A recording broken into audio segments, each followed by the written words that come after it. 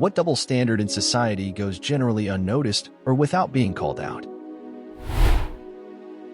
If you manage your disability well, despite the difficulties it presents, you're then not considered disabled enough to qualify for any of the social care support you most likely need to continue to manage your disability and live well. Canceling appointments. If I cancel an appointment, I get charged $50, like a doctor or therapist. If I'm walking out the door and they call and cancel, no consequences. People are encouraged to reach out and ask for help when they are struggling with mental health, but still stigmatized if they have mental illness.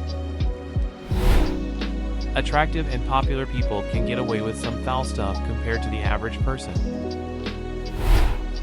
I gotta give you 2 weeks notice I am a quit, but you can fire me at any point?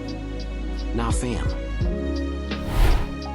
People with blinding headlights can shine them at your face because the car came that way, but you can't flash your high beams back at them to let them know that you can't see without being a bad boy. Poor people get audited if they fail to report a few $100s of taxes, while multi-billion-dollar companies technically operate outside of the country and pay nothing. The way we view emotions. If a man cries or shows fear, it is instantly taken as weakness while being socially accepted by women. If a woman shows anger or asserts dominance, it's taken bad, whereas those emotions are socially accepted by men. Also aging. Women aging equals bad, washed up, need to settle down. Men aging equals good, wisdom, getting better with age, embrace the gray. Governments allowing themselves to do what they've banned others from doing. We feel so compassionate toward disabled people, but our policies require them to live life in deep poverty, with garbage medical care, while we run around saying how every life is precious. Sure. Women can be nurses or teach or have a field working with children, and they are angels, saints, beautiful people. Men nurses or caregivers must be gay, or a pile or a creep. We live in an extrovert's world. In many Western cultures, being outgoing, sociable, and outspoken is often celebrated and encouraged. It's seen as the norm to want to chat, network, and be the life of the party. But when it comes to introverts who may crave quiet, solitude, or just less social interaction, the script flips. It's socially acceptable to nudge the quiet person in the room and say, "Why don't you talk more?"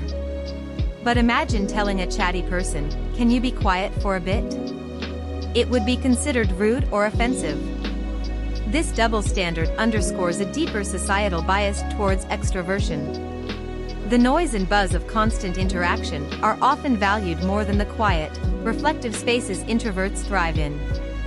It's like we're saying one way of interacting with the world is better than the other, when in reality, both have their strengths and should be equally respected. In a world that can't stop talking, sometimes we forget the power of silence and introspection. An extroverted introvert. Perfectly fine for society to dislike cats because they're thankless pets and whatnot, but if you dislike dogs, you're labeled an untrustworthy sociopath. Body hair. Body hair. Body hair. Body positivity really only applies to women. Calling a man a big booty versus a woman will garner very different responses. Also, making fun of the size of a man's member is a lot more acceptable than making fun of a woman for her attributes. I don't agree with either, it's just my observation. Oh man, people get pissed off when min wage increases but say nada about billionaires avoiding taxes. The justice system. There's definitely multiple justice systems depending on things like class and race. While it's definitely noticed, it's not like anything is actually being done about it, so by practical standards it goes unnoticed. Casual racism against only specific skin colors. It's never okay to discriminate against someone based on something out of their control. I'm expected to make it through an entire workday while it's snowing outside, while children are allowed to stay home and drink hot chocolate and go sledding. Absolutely unfair. I'm 29. the standards men and women both seem to hold each other yet not fulfill themselves is something I'm worried is so embedded that it may not ever change. Women get a pass for being predatory. Sure, when Miley Cyrus gets naked and licks a hammer she is artistic or edgy. When I do it, I'm drunk and no longer allowed at Home Depot.